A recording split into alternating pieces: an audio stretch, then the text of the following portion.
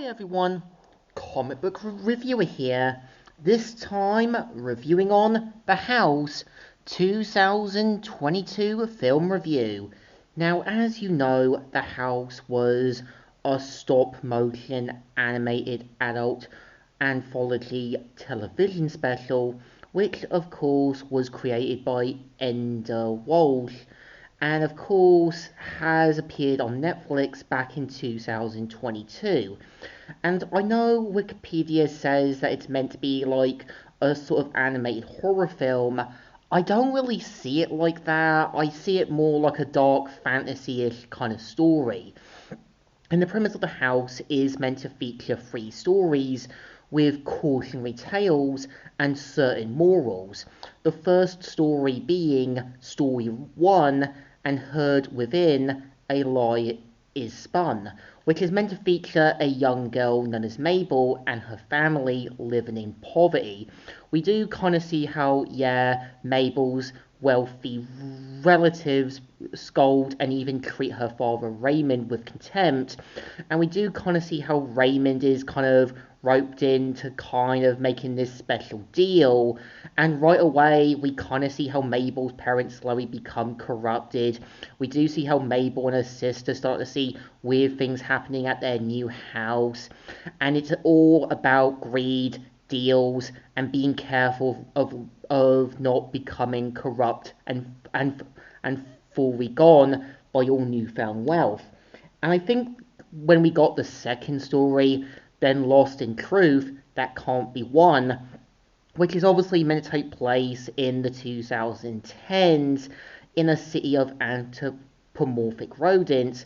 I think when you've got the struggling developer, I think this is where the story does get a lot more sympathetic and tragic because I knew someone who had similar problems. I tried to help them out the best I could and made sure that, yeah, he was alright in that. And it just becomes clear that the people around him fail to take any responsibility for him. And you can even tell deep down the developer is trying to deal with a lot of problems he didn't even ask for. And yeah, it kind of becomes clear when two shady people come in to kind of see the house, a lot more problems kick in, and there's a lot more things from this struggling developer than we realized.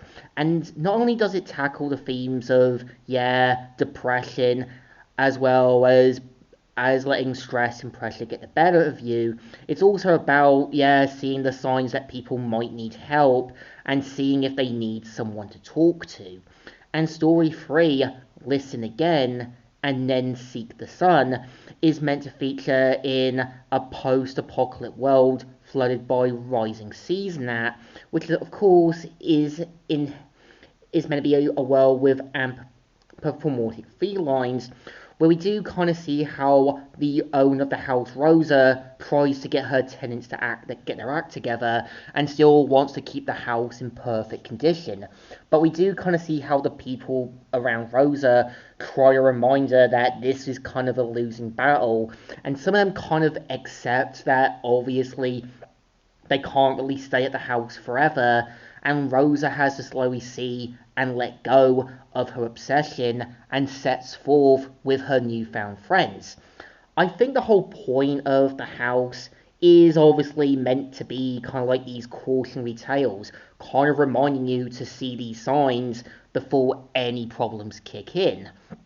I think the first story fits more to the tone of what I think it needs to be.